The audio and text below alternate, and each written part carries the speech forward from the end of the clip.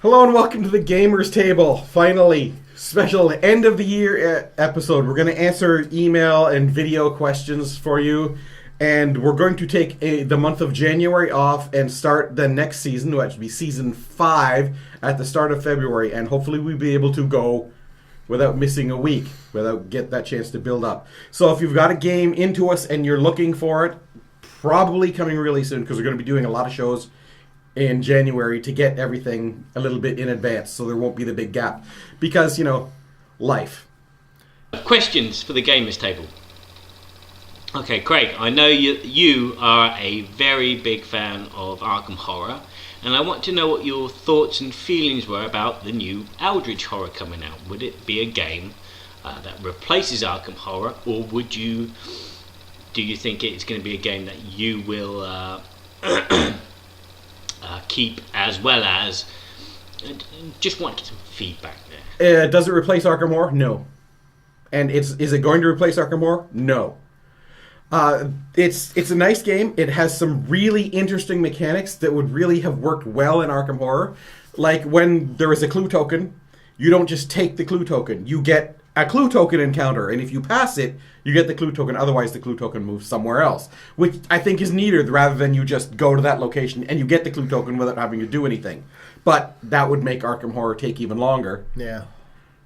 Especially since you need 5 clue tokens to seal a gate. And Yeah. clue tokens are spent as wildly as they are. It Yeah. wouldn't work for Arkham. Yeah, I found if you got Arkham already, I don't think Eldritch Horror is necessary. It's too similar, and it might be maybe a little more condensed somehow, but it's lighter and it's more thematic because whatever Elder God you're facing off against, there are decks of cards that go into the Mythos deck. There are decks of cards that go into all the encounter decks that make the whole experience much more wrapped around that Elder God and how he is interacting with the world, which is a nice thing because it's more thematic. But on the other hand, the way we play Arkham Horror, which I saw on the Fantasy Flight forums, and I thought it was a great idea, is the person who gets the encounter card doesn't read the encounter card. Somebody else reads it and goes to the decision point. Like, you see a sleeping dragon and a statue. If you approach the dragon, and then we stop and we let the person decide, and since they haven't read the card, they don't know the good and bad, so they don't know whether or not they should. It's more role playing because It puts more role kind of playing. more like It a brings choose the your own theme adventure. into the game. yeah. Whereas in Eldritch Horror, a lot of the encounters they don't give you that opportunity. Yeah. There's no decision point. It's like you going to fight him, roll 3 dice. yeah. Oh, okay. I like the choose your own adventure kind of style of Arkham there. The way we play it, Yeah. it's better. I mean, this is Eldritch Horror has just come out. Obviously, there are going to be expansions because there's only 3 Elder Gods in it, so you're going to be through all the stuff you could see fairly quickly. And I do notice, because it's the base game and there's nothing else to it, the encounter cards will start to repeat. Even in one game, you'll have gone through them all and start seeing them again. Mm-hmm. Which, it's the base game. There's no expansion. It's not like Arkham where every encounter deck is this thick. It's 8 cards. You're going to go through them. So, in the future, it's probably going to get better. I don't think it will replace Arkham. I think if you wanted to get people into Arkham, but they never played before, playing Elder Sign, and then Eldritch Horror, and then Arkham Horror would pull them into that mythos with the differing levels of complexity. But it's not going to replace Arkham for me. I'll probably pick it up, because right now we've been playing it with Chad, because he's got it. But I'll probably get it eventually. But yeah, Arkham Horror is still going to be my first love. Jeez. Okay, this question is from Taryn. Given the success, of the deplorable movie Battleship, which board game would you like to see twisted into a film? Board games made as a result of films do not count, nor do board games that already have films made after them. Battleship, Clue, etc. Board game made into a movie.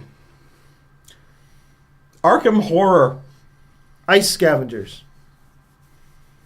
Ice Scavenger? The one...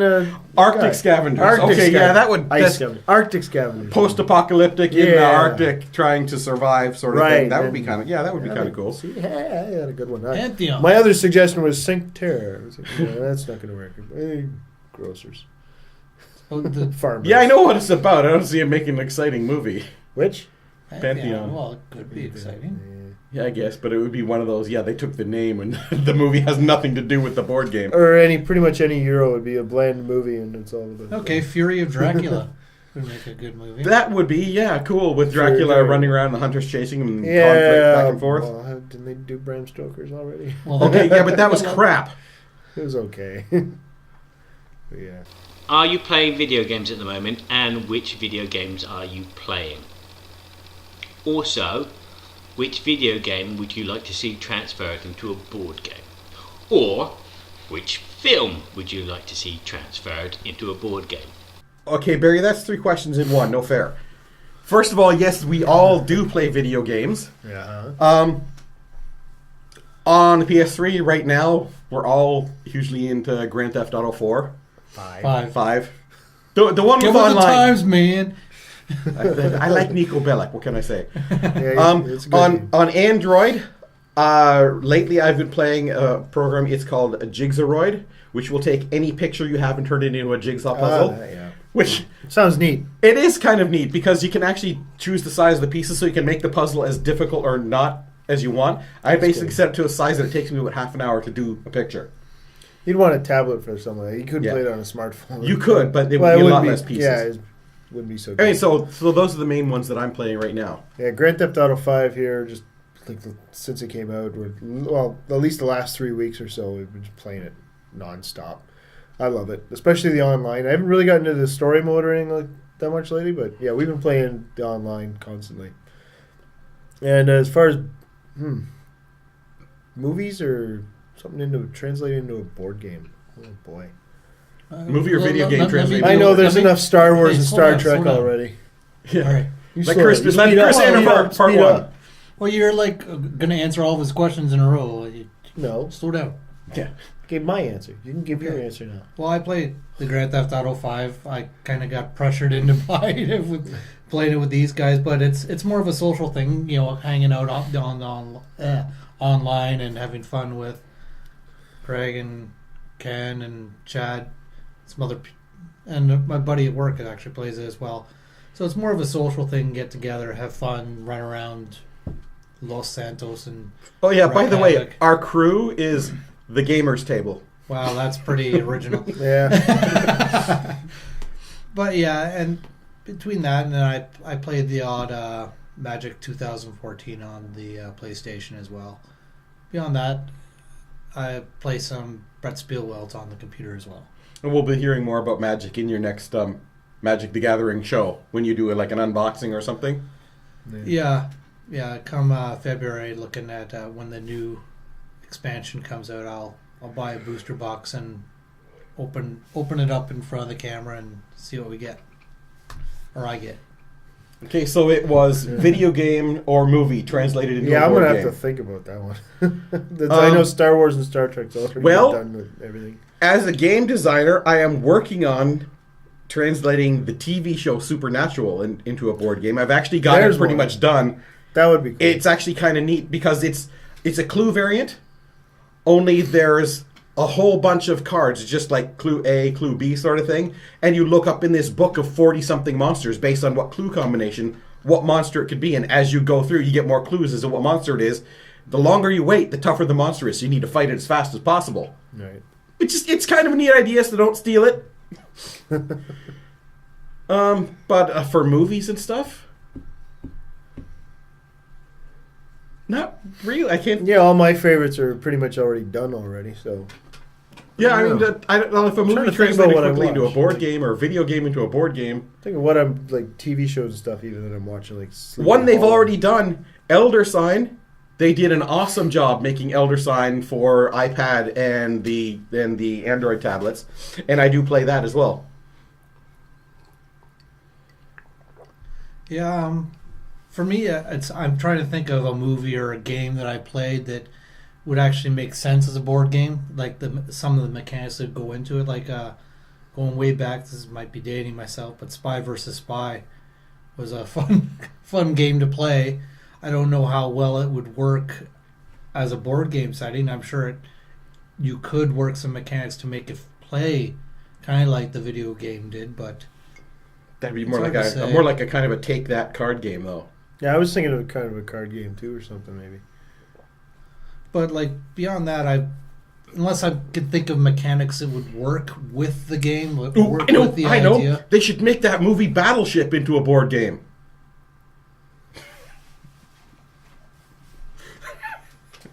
Well, because doing it the other way made so much sense, right? Oh God. Oh. I'm not even gonna Monopoly, see it. I the don't even care to movie. see it. Frick. Isn't that Wall Street or something? I don't know. Monopoly, the Wolf of movie. Wall Street is actually based on the board game Monopoly. Yeah. There we are. There we are. Lovely. Yeah, that's Okay, it did here's what it was going yeah. to do. Here's a question that I guess we should probably address as well, because I think a lot of people have been thinking it. From JT at the Game Crafter, is, are you no longer doing the Independent Edition episodes? There hasn't been a new one in a month. Can I help in some way? Yeah, come review some. Yeah, Yeah. get your butt up here and review some games, JT. It's mostly been about time and availability. And, Yeah. And, situations Craig's not had being another the best. project on the, on I the guess go too. I guess one of the issues between the His movie. independent and the Short more movie. well-known published ones is a lot of the independent ones. The rule books aren't edited very well, and some of them are really hard to figure it out. I don't think the some of them quotes were are necessary. tough English. Yeah, and the other So thing is there's we a- like to like to go through a game and actually know that we've played it properly before we present it to you guys. And there's a lot of times where one playthrough just we think we got it, but sometimes we have to send back to the designer saying, "Hey, we did this and this. Is that how it's supposed to be?" And a lot of times it comes back, "No, that's not how it's supposed to be." It's okay. Well, you need to fix your rules. Yeah.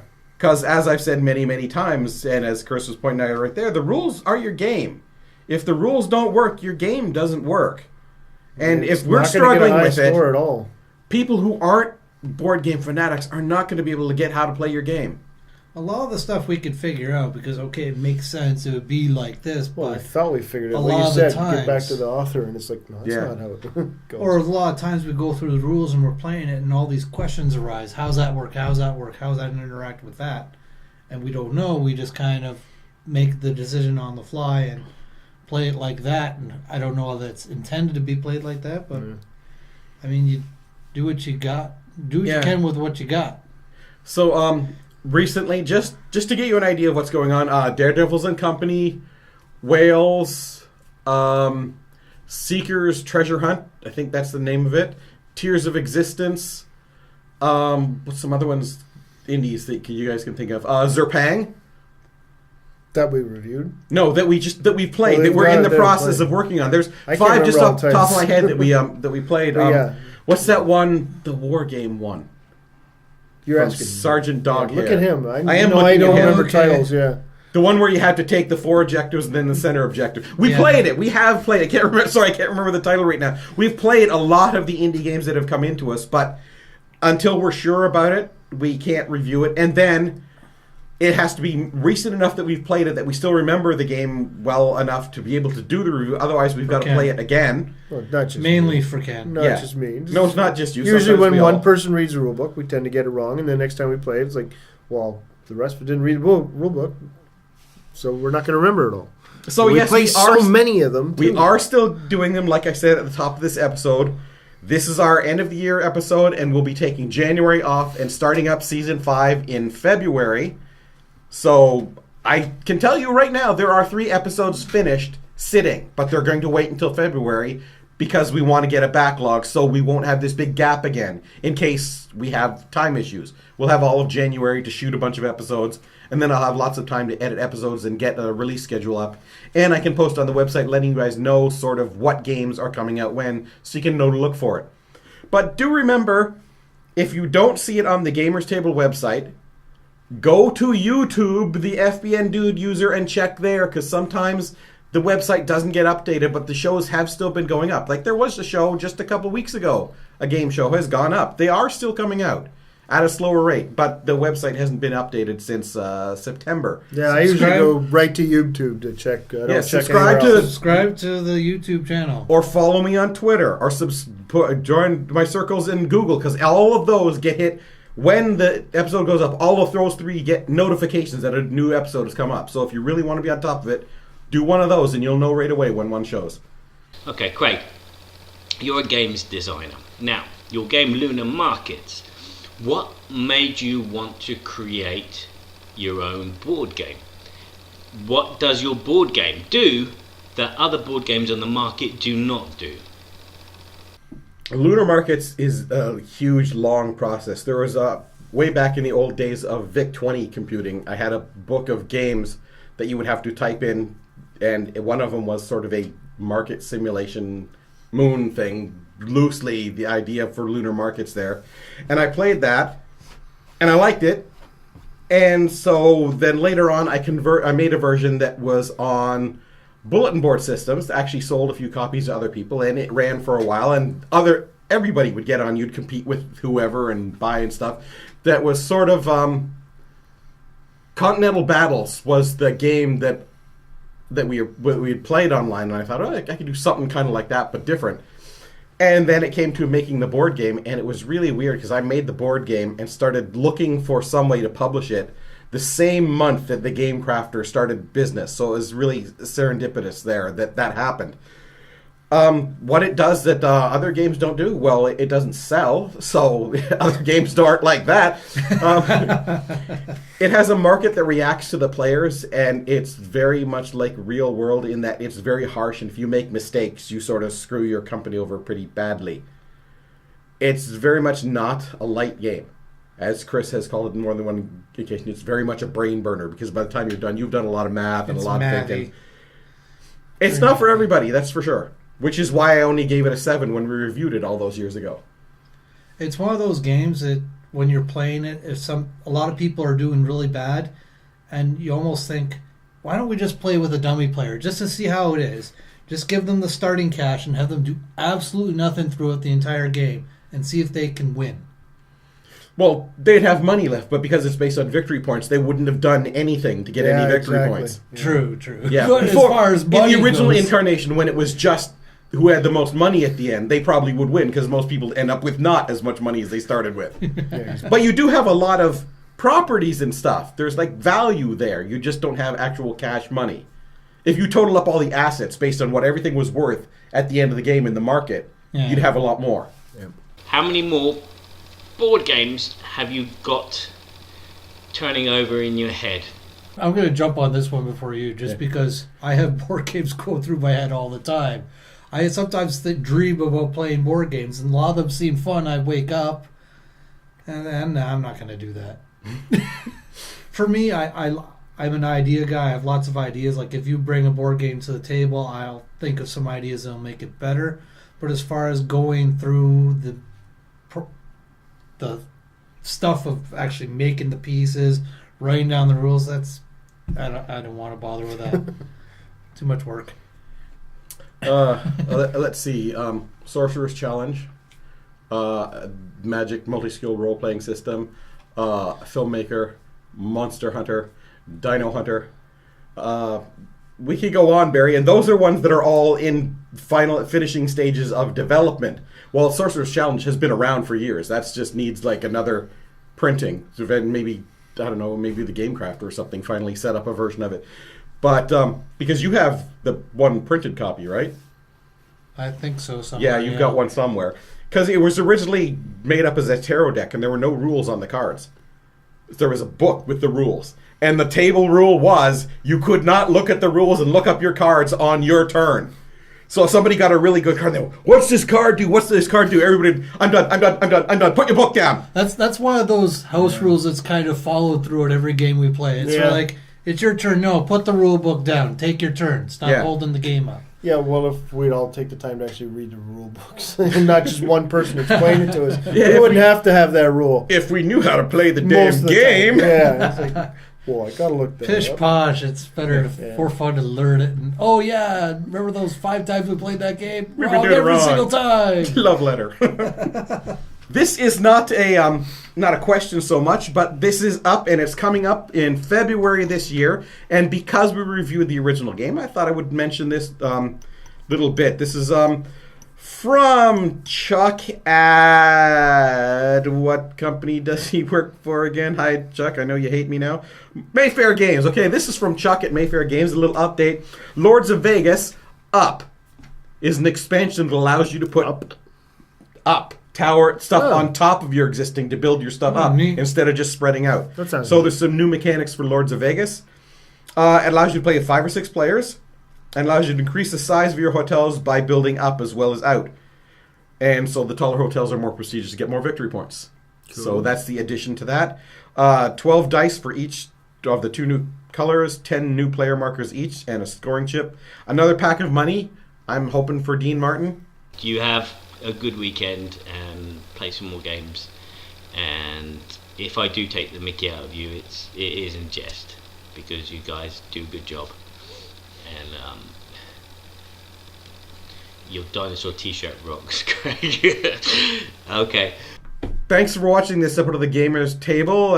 Tune in starting in February. We'll have new episodes up. So follow us on Twitter, follow us on Google+, subscribe on YouTube, do other stuff, mock me with your stuff. I see the friggin' monitor there, Chris. I don't know. You know the drill. The like and subscribe.